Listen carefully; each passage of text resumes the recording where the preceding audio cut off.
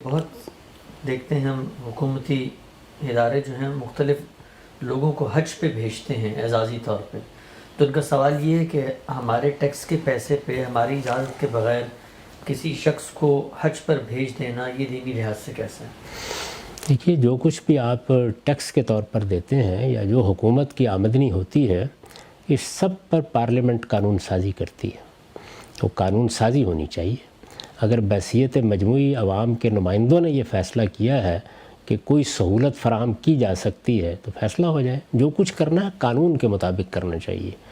یہ تو آپ ہی کے ٹیکس کے پیسوں سے عمارتیں بھی بن رہی ہیں، پل بھی بن رہے ہیں، سڑکیں بھی بن رہی ہیں، ادارے بھی بن رہے ہیں، ایٹم بم بھی بن رہے ہیں، سب کچھ ہو رہا ہے نا۔ تو اس وجہ سے عبادات کے معاملے میں بھی اگر کوئی سہولت فراہم کرنی ہے، مثلا کوئی عبادت گاہ بنا کے دینی ہے یا لوگوں کو حج پر جانے کے لیے کوئی سبسڈی دینی ہے، تو یہ سب چیزیں اپنے اصول میں ٹھیک ہیں، لیکن قوم کے حالات دیکھ کر اور قانون کے مطابق بحث کر کے۔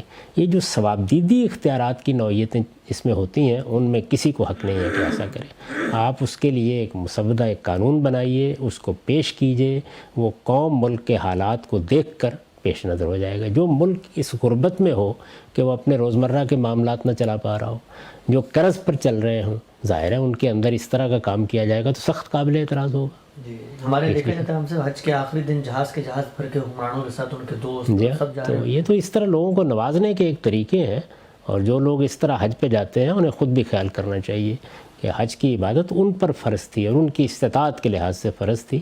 ایسی چیزوں سے، اور اگر کوئی قانون بنانا ہے، اس سے پہلے میں منظر کے بارے میں بھی گفتگو کرتے ہوئے کہہ چکا ہوں کہ آپ قانون بنائیں گے اور بجٹ میں جو کچھ مختص کریں گے بربنائے انصاف کریں گے۔ یہ پابندی ہر آپ کے اقدام پر لگی ہوئی ہے۔